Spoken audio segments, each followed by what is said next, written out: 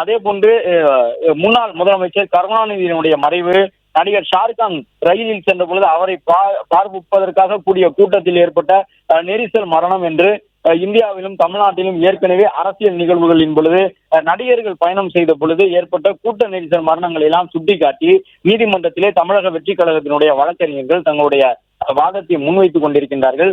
கரூருக்குள் நுழைந்த பிறகு பிரச்சார இடத்தை அடைவதற்கு விஜய்க்கு 1 மணி நேரம் தேவைப்பட்டிருக்கின்றது. எனவே அதுபோன்ற ஒரு சூழ்நிலையிலே காவல்துறை ஏன் அந்த நிகழ்ச்சியை ரத்து செய்யவில்லை என்ற கேள்வியினை எழுப்பியிருக்கின்றார்கள். இந்த கூட்டம் நடப்பதற்கு முந்தைய நாளே நாங்கள் நீதிமன்றத்தை நாடி வேலுச்சாமிபுரம் எங்களுக்கு வேண்டாம், அங்கே எங்களால் கூட்டம் நடத்த முடியாது, எங்களுக்கு நன்கு விசாலமான ஒரு இடம் வேண்டும், பெரிய அளவிலான மைதானம் போன்ற அமைப்புகளோடு நீங்கள் கொடுத்தால்தான் கூட்டம் நடத்த முடியும் என்று முறையீடு செய்வதற்காக நீதிமன்றத்தை நாங்கள் நாடுவதற்கு முயற்சித்தோம். ஆனால் நீதிமன்றத்திலே அந்த வெடிகுண்டு வைக்கப்பட்டிருப்பதாக வந்திருந்த அந்த தொலைபேசி அழைப்பை தொடர்ந்து நடைபெற்றுக் கொண்டிருந்த சோதனைகள் காரணமாக எங்களுடைய வழக்கு ஏற்கப்படவில்லை. விசாரணைக்கு அந்த வழக்கை எங்களால் கொண்டு செல்ல முடியவில்லை. அதன் காரணமாகத்தான் அடுத்த ஒரு 24 மணி நேரத்திற்குள் வேலுச்சாமிபுரத்தில் கூட்டம் நடத்த வேண்டும் என்ற சூழ்நிலையிலே அங்கே நாங்கள் கரூரிலே ஏற்பாடு செய்திருந்தோம் என்ற ஒரு கருத்தை சொல்லியிருக்கின்றார்கள். முழுக்க முழுக்க காவல்துறையினுடைய தவறால் இது நடந்திருக்கின்றது. காவல்துறை லட்சிச்சார்ஜ் செய்திருக்கின்றது. காவல்துறையினர் தடியடி நடத்துவதற்கு முன்பாக கடைபிடிக்க வேண்டிய அந்த விதிகளை பின்பற்றவில்லை, பொதுமக்களுக்கு எச்சரிக்கை செய்யவில்லை. எந்த எச்சரிக்கையும் இல்லாமல் உடனடியாக அவர்கள் தாக்குதல் நடத்தியதன் காரணமாகத்தான் கூட்ட நெரிசல் ஏற்பட்டது. காவல்துறை தாக்குவதற்கு முன்பாக நடந்தது என்னவென்றால், ஒரு சிலர் திடீரென்று அந்த கூட்டத்திற்குள் இருந்து கொண்டு ரசாயனத்தை எடுத்து அடிக்கின்றார்கள். அது மட்டுமல்லாமல் விஜயை நோக்கி தங்களுடைய கால் செருப்புகளை எடுத்து வீசுகின்றார்கள். இதன் காரணமாக மக்கள் அச்சத்தில் இருக்கும் பொழுது காவல்துறையினர் தடியடி நடத்த தொடங்குகின்றார்கள். அப்பொழுது ஒருவர் மீது ஒருவர் ஏறி மிதித்து செல்லும் பொழுதுதான் இது போன்ற ஒரு விபத்து ஏற்பட்டிருக்கின்றது. எனவே இந்த விபத்துக்கு முழு பொறுப்பு கூட்டத்தை சரிவர கையாளாதது மட்டும்தான். ஆனால் அந்த கூட்டத்தை கையாள வேண்டிய பொறுப்பு என்பது கட்சிகளுக்கு கிடையாது, காவல்துறைக்கு தான் உண்டு.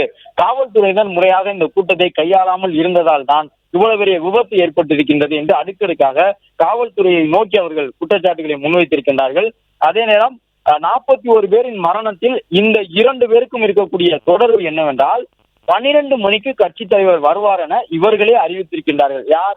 புஷி ஆனந்தும் இந்த நிர்மல்குமாரும் 12 மணிக்கு நம்முடைய கட்சியினுடைய தலைவர் வருவார், தொண்டர்கள் அனைவரும் வர வேண்டும் என்று சொல்லி கூட்டத்தை கூட்டி விட்டார்கள் 12 மணிக்கு.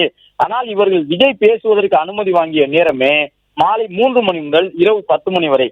மாலை 3 மணியிலிருந்து இரவு 10 மணிக்குள் பேச வேண்டிய விஜயை 12 மணிக்குள் வரப்போகின்றார் என்று சொல்லி கூட்டத்தை கூட்டியது இந்த 2 பேரும் தான்.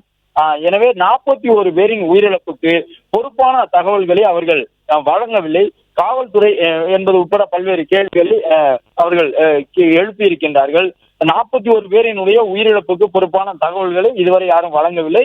காவல்துறை என்ன நடவடிக்கையை எடுத்தது என்றும் நீதிபதிகள் கேள்வி எழுப்பியிருக்கின்றார். ரோட் ஷோ நடத்த அனுமதி இல்லை, ஆனால் நடத்தினார்கள் என்று அரசு தரப்பில் சொல்லியிருக்கின்றார். அவ்வாறு எனில் நிகழ்வை ரத்து செய்திருக்கலாமே என்று நீதிபதி கேட்கின்றார். மேலும் பிரச்சனைகள் எழக்கூடாது என்பதற்காகவே நாங்கள் நிகழ்வை ரத்து செய்யவில்லை என்று அரசு தரப்பினுடைய வழக்கறிஞர் சொல்லியிருக்கின்றார். அதாவது விஜய்க்கு வழங்கப்பட்டிருந்த அனுமதியிலே குறிப்பிட்ட இடத்திலே விஜய் நிற்கலாம், பேசலாம். ஆனால் வரக்கூடிய வழியிலே எந்த பகுதியிலும் நகர்வலம் நடத்தக்கூடாது, ரோட் ஷோ நடத்தக்கூடாது.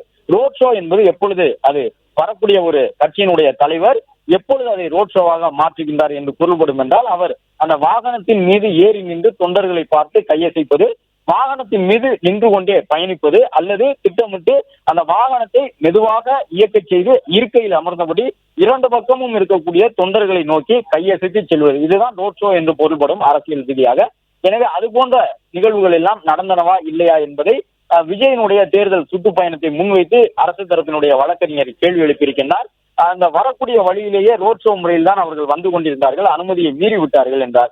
அனுமதியை மீறி விட்டார்கள் என்றால் உடனடியாக நீங்கள் நிகழ்ச்சியை ரத்து செய்ய வேண்டியதானே என்று அரசு தரப்பினுடைய வழக்கறிஞரை நோக்கி நீதிபதி கேள்வி எழுப்பிய நிலையில் தான் அவ்வாறு உடனடியாக அந்த நிகழ்ச்சியை ரத்து செய்தால் மேலும் பிரச்சனைகள் எழுந்துவிடும் என்பதால் தான் அந்த நேரத்திலே எங்களால் கரூர் நிகழ்ச்சியை ரத்து செய்ய முடியவில்லை என்று அரசு தரப்பினுடைய வழக்கறிஞர் சொல்லியிருக்கின்றார். அது மட்டுமல்லாமல் பள்ளிக்கூடங்களில் பயிலக்கூடிய குழந்தைகள் கூட கூட்டத்திற்கு வந்திருக்கின்றார்கள். ஆயிரக்கணக்கான காலணிகள் சிதறி கிடந்தன, தண்ணீர் பாட்டில்கள் எங்குமே இல்லை. நிகழ்வு துரதிருஷ்டவசமானது.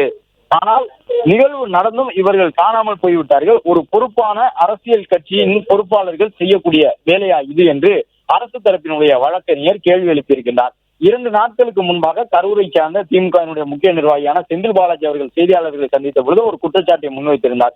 இவ்வளவு பெரிய கூட்டத்தை நடத்தி முடித்திருக்கின்றார்கள். இந்த கூட்டத்தில் ஆயிரக்கணக்கான செருப்புகள் சிதறி கிடக்கின்றன. தமிழக வெற்றி கழகத்தினுடைய துண்டுகள் எல்லாம் ஆங்காங்கு பறந்து கிடக்கின்றன.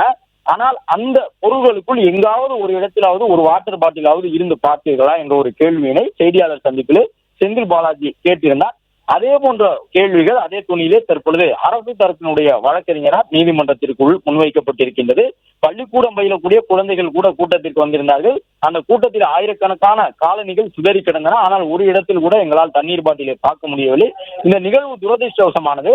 அது மட்டுமல்ல, இப்படி ஒரு துரதிருஷ்டவசமான நிகழ்ச்சி நடந்து முடிந்த பிறகு இவர்கள் யாருமே அந்த இடத்தில் இல்லை. தமிழக வெற்றி கழகத்தினுடைய தலைவரோ அந்த கட்சியினுடைய 2ஆம் நிலை தலைவர்களோ யாருமே அங்கே இல்லை. எல்லோருமே புறப்பட்டு சென்று விட்டார்கள். ஒரு பொறுப்பான அரசியல் கட்சியினுடைய பொறுப்பாளர்கள் செய்யக்கூடிய வேலையா இது என்று அரசு தரப்பினுடைய வழக்கறிஞர் தமிழக வெற்றி கழக வழக்கறிஞர்களை நோக்கி நீதிபதியின் வாயிலாக இந்த கேள்வியினை கேட்டிருக்கின்றார்.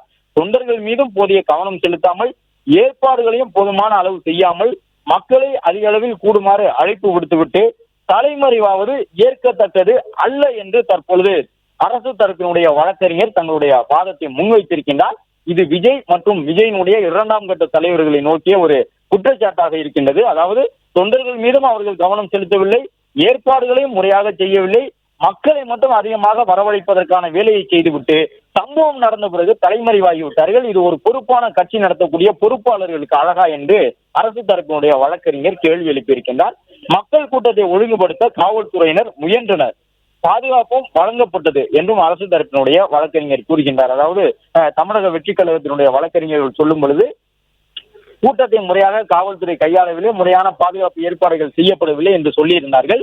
எனவே தற்போது அரசு தரப்பினுடைய வழக்கறிஞர் கூறும் பொழுது மக்களை கட்டுப்படுத்தி ஒரு ஒழுங்குபடுத்துவதற்கான முயற்சிகளை எல்லாம் காவல்துறை மேற்கொண்டதுதான், முறையான பாதுகாப்பும் கூட வழங்கப்பட்டது என்றெல்லாம் சொல்லியிருக்கின்றார்கள் அரசு தரப்பினுடைய வழக்கறிஞர்கள். அதே போன்று இந்த சம்பவம் நடைபெற்று முடிந்த பிறகு அந்த கட்சியினுடைய நிர்வாகிகள் அனைவருமே தலைமறைவானார்கள் என்ற ஒரு வார்த்தையையும் அவர் பயன்படுத்தி இருக்கின்றார். காணாமல் போய்விட்டார்கள் என்ற ஒரு வார்த்தையை அரசு தரப்பினுடைய வழக்கறிஞர் பயன்படுத்துகின்றார். சம்பவம் நடந்த பொழுது யாருமே அந்த சம்பவத்திற்கு பிறகு அங்கே இல்லை, இதெல்லாம் ஒரு பொறுப்பான செயலா என்றும் கேள்வி எழுப்பியிருக்கின்றார். அது மட்டுமல்லாமல் விஜய் அந்த வரும்பொழுதே ரோட் ஷோ நடத்தக்கூடாது என்று நிபந்தனைகள் இருந்தன. ஆனால் அதையெல்லாம் மீறி விஜய் வரக்கூடிய வழி எங்கும் ரோட் ஷோ நடத்திவிட்டார் என்று அரசு தரப்பினுடைய வழக்கறிஞர் கூறும் பொழுது குறுக்கிட்ட நீதிபதி அவர்கள், அதுபோன்ற நிபந்தனைகள் மீறி இருந்தால் நீங்கள் பிரச்சாரத்தை மேற்கொள்ளக்கூடாது என்று தடுத்து நிறுத்தி இருக்கலாமே என்று அரசு தரப்பு வழக்கறிஞரை நோக்கி கேள்வி எழுப்பியிருக்கின்றார். அப்பொழுது அரசு தரப்பினுடைய வழக்கறிஞர் ஏற்கனவே ஒரு அசாதாரண சூழல் இருந்தது, மேலும் பிரச்சனைகள் எழுந்துவிடக் கூடாது என்பதற்காகத்தான் விஜயை தொடர்ந்து நாங்கள் பயணம் செய்வதற்கு அனுமதித்தோம், பேசுவதற்கு அனுமதித்தோம். முழுக்க முழுக்க வேறு எந்த வகையிலும் புதிய பிரச்சனைகள் வந்துவிடக் கூடாது, அசாதாரண சூழ்நிலை மேலும் அது பெரிய அளவில் வெடித்துவிடக் கூடாது என்பதற்கான அனுமதியாகத்தான் அதை நாங்கள் வழங்கியிருந்தோம் என்று சொல்லியிருக்கின்றார். அதே போன்று மக்கள் கூட்டத்தை ஒழுங்குபடுத்துவதற்கும் காவல்துறையினர் முயற்சித்தார்கள் என்ற ஒரு கருத்தையும் தற்பொழுது அவர்கள் முன்வை